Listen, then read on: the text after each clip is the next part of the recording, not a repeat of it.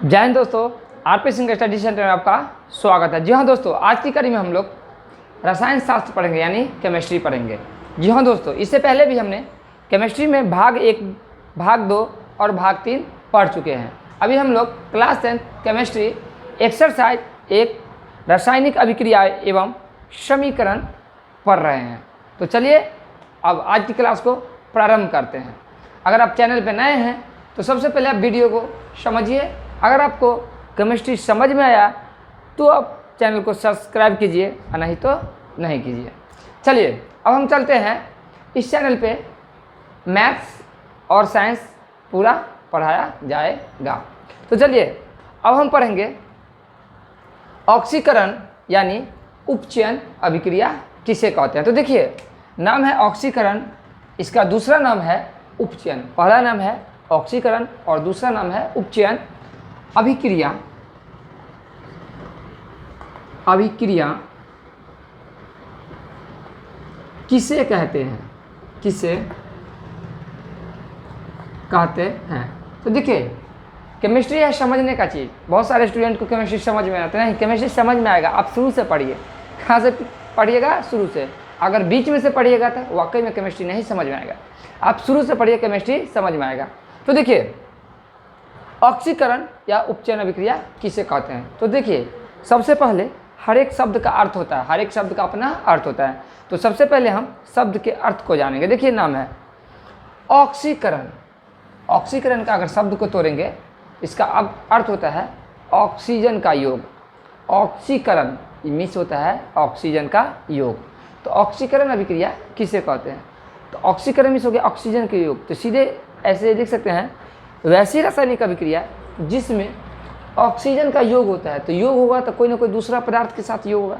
अकेला में तो योग नहीं होगा। आप 5 को कहेंगे, पाँच को कहेंगे जोड़ दिए तो कुछ होगा नहीं ना। तो कोई ना कोई दूसरा अंक के साथ जोड़ेगा। जैसे 5 और जोड़ 2 बराबर लिख देंगे 7, यानी दूसरे पदार्थ का होना जरूरी है। दूसरे पदार्थ का होना क्या है? जरूरी है।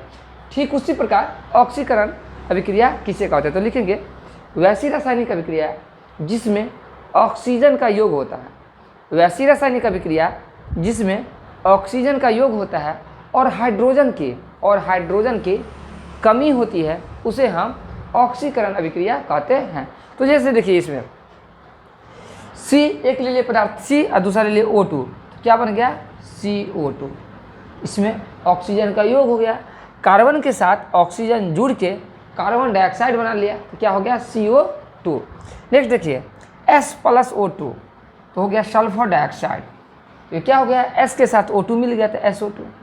तो वैसी रासायनिक अभिक्रिया जिसमें ऑक्सीजन का योग होता है लेकिन हाइड्रोजन की कमी हो जाती है। अब देखिए, H2S है, क्या है? H2S है और प्लस Cl2 है। तो देखिए, इसमें से ना हाइड्रोजन जो आ गया इसमें मिल गया, तो ये बन गया। देखिए, क्लोरीन का तो 2 भाग पहले से है, तो क्लोरीन का 2 भाग पहले से। हाइड्रोजन भी इसका साथ छोड़ दिया, सल्फर का साथ हाइड्रोजन क्या किया? छोड़ दिया। तो H2 इसमें चला गया था, 2H हो गया, इस S अकेला बच गया। S क्या बच गया? अकेला। तो क्या पर है? वैसी रासायनिक अभिक्रिया जिसमें ऑक्सीजन का योग होता है और हाइड्रोजन की कमी होती है, उसे हम ऑक्सीकरण यानी उपचयन अभिक्रिया कहते हैं। तो चलिए परिभाषा लिखते हैं। वैसी रासायनिक अभिक्रिया जिसमें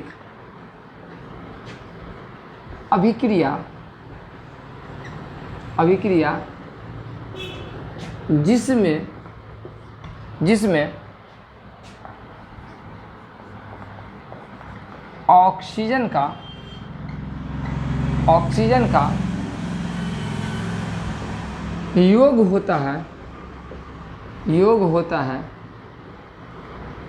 वैसी रासायनिक अभिक्रिया जिसमें ऑक्सीजन का योग होता है तथा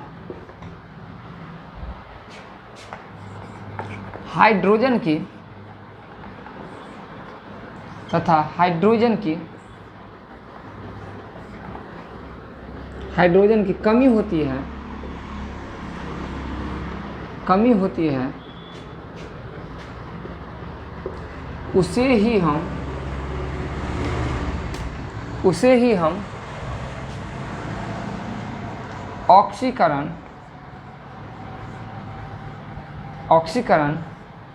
या उपचयन अभिक्रिया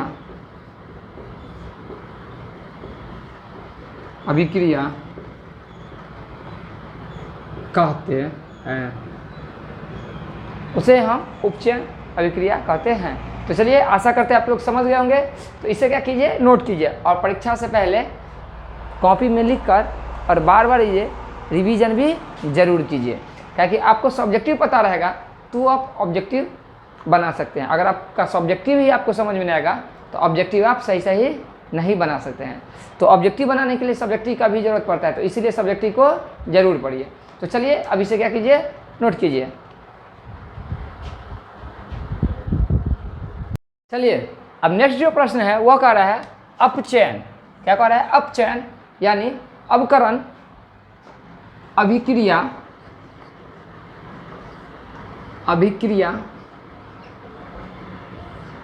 किसे कहते हैं, किसे कहते हैं। तो देखिए क्या प्रश्न कह रहा है, अपचयन यानी अवकरण अभिक्रिया किसे कहते हैं। तो देखिए, वैसी रासायनिक अभिक्रिया जिसमें हाइड्रोजन का योग होता है, वैसी रासायनिक अभिक्रिया जिसमें हाइड्रोजन का योग होता है और ऑक्सीजन का कमी होता है। इससे पिछला वाला में उल्टा था, ऑक्सीजन का योग था, हाइड्रोजन का कमी था। इस अभिक्रिया में क्या है, हाइड्रोजन का योग है, हाइड्रोजन का क्या है, योग है, और ऑक्सीजन की कमी है। तो उसे ही हम अपचयन और अवकरण अभिक्रिया कहते हैं। जैसे इसको समझ लीजिए पहले। देखिए, हाइड्रोजन का, देखिए ये हो गया H2, हाइड्रोजन का 2 भाग, और ये हो गया Cl2 यानी क्लोरीन का 2 भाग। तो इसमें क्या हुआ, हाइड्रोजन का योग हुआ, हाइड्रोजन का क्या हुआ, योग हुआ। तो योग हुआ तो देखिए H और Cl, तो HCl। अब देखिए Cl2 में भी 2 है और H2 में भी 2 है, तो लिख देंगे 2HCl। तो हाइड्रोजन का क्या हो गया, योग हो गया। दूसरा एग्जाम्पल देखिए, H2 प्लस I2, तो 2 कॉमन ले देंगे 2HI। क्या लिख दिए, 2HI। तो इसमें भी क्या हुआ, हाइड्रोजन का योग हुआ, हाइड्रोजन का क्या हुआ, योग हुआ। अब कह रहा है कि ऑक्सीजन की कमी, ऑक्सीजन की कमी। तो देखिए ऑक्सीजन की कमी, CuO यानी कॉपर ऑक्साइड प्लस H2। तो देखिए Cu हो गया और जो O है वो H2 के साथ मिल गया, तो क्या बन गया, H2O। क्या मिल गया, H2O। तो देखिए यहाँ ऑक्सीजन की कमी हुआ कि नहीं, ये Cu ऑक्सीजन के साथ था, और अपचयन अभिक्रिया के बाद क्या हुआ, ऑक्सीजन इसमें से हट गया, Cu अकेले बच गया। इसमें ऑक्सीजन की कमी हो गई, इसीलिए यह अपचयन अभिक्रिया होगा। यह देखिए ZnO zinc oxide, ZnO zinc oxide, zinc oxide plus C यानी कार्बन। तो देखिए इसमें देखिए यह भी ऑक्सीजन के साथ है, लेकिन जब इसके बीच में अपचयन अभिक्रिया हुआ, तो अपचयन अभिक्रिया हुआ तो ये ZnO क्या किया, निकल के C के पास चला गया, O निकल के C के पास चला गया, और C के पास चला गया तो Zn अकेला बच गया, तो हो गया Zn, और C के पास O चला गया तो CO। क्या समझे हम, वैसी रासायनिक अभिक्रिया जिसमें हाइड्रोजन का योग होता है और ऑक्सीजन की कमी होती है, उसे ही हम अपचयन यानी अवकरण अभिक्रिया कहते हैं। तो चलिए समझ भी लिए, लेकिन परीक्षा में तो सिर्फ समझ के ही नहीं आना है, उसको लिख करके आना है। क्या करके आना है, लिख करके आना है। तो चलिए लिखते हैं, लिखेंगे वैसी रासायनिक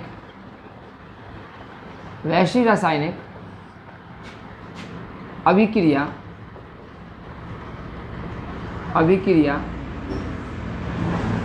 जिसमें वैसी रासायनिक अभिक्रिया जिसमें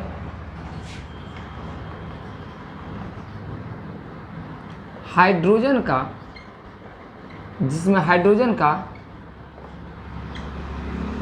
योग होता है, हाइड्रोजन का योग होता है तथा ऑक्सीजन की कमी होती है,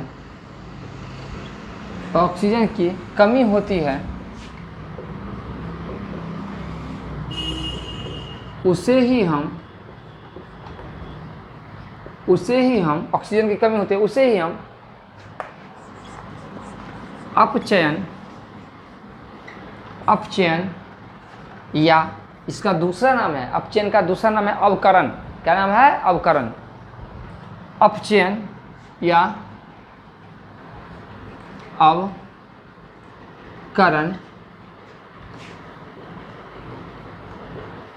अभिक्रिया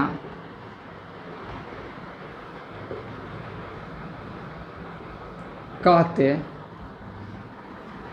हैं। अब जैसे में लिख ही दिए हैं, समझा भी दिए हैं, जैसे कोई दिक्कत नहीं है तो अब इसे क्या कीजिए, नोट कीजिए।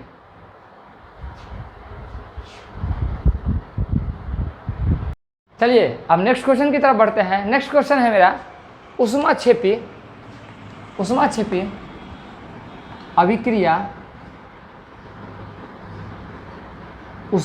अभिक्रिया किसे कहते हैं? तो देखिए ऊष्माक्षेपी यानी ऊष्मा का क्षेपण होता है, यानी ऊष्मा निकलता है।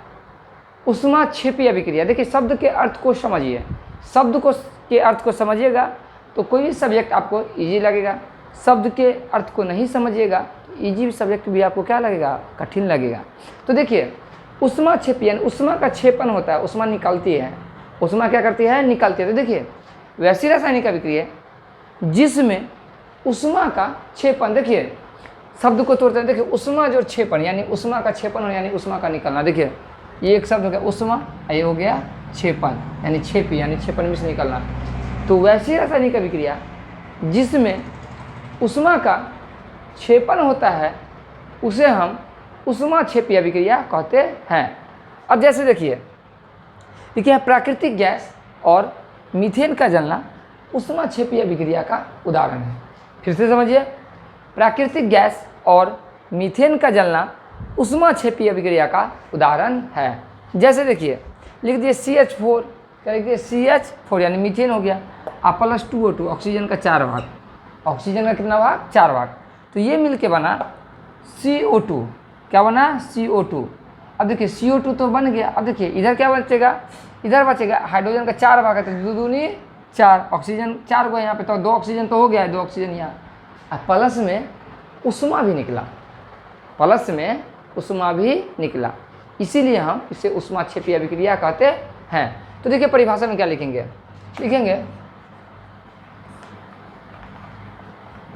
वैसी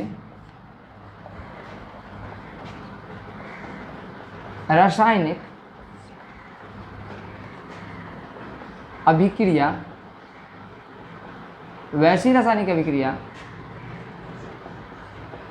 जिसमें ऊष्मा का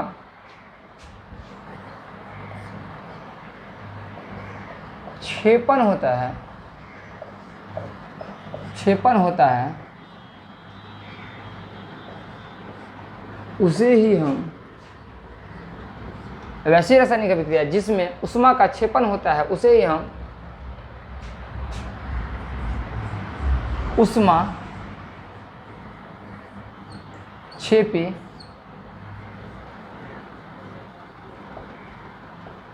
रासायनिक अभिक्रिया कहते हैं। और जैसे में लिख दिए है कि प्राकृतिक गैस का और मीथेन का जलना ऊष्माक्षेपी अभिक्रिया का उदाहरण है।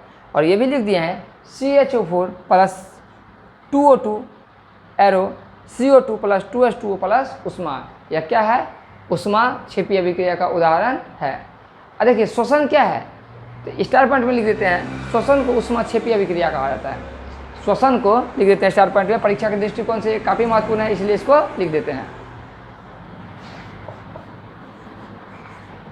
श्वसन को ऊष्माक्षेपी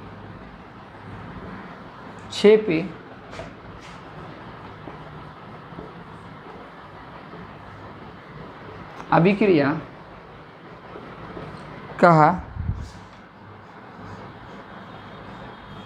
जाता है। श्वसन को ऊष्माक्षेपी अभिक्रिया कहा जाता है। तो चलिए ऊष्माक्षेपी लिख लीजिए। अब ऊष्माशोषी अभिक्रिया भी पढ़ ही लेते हैं। तो चलिए अब आशा करते हैं कि आप लोग समझ गए होंगे। चलिए अब नेक्स्ट पढ़ते हैं।